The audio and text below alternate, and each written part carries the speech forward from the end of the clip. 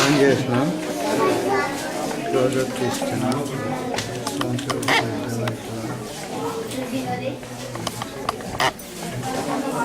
Dark అయింది background అయింది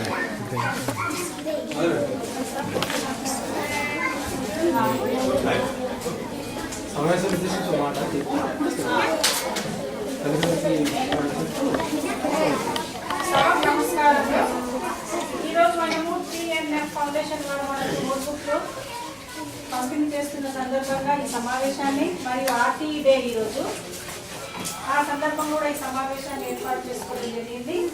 ఈ సమావేశానికి ముఖ్య అతిథిగా హాజరైన మన మండల ఎంఈఓ గారు మధుసూదన్ గారిని వేదిక అలంకరించారు.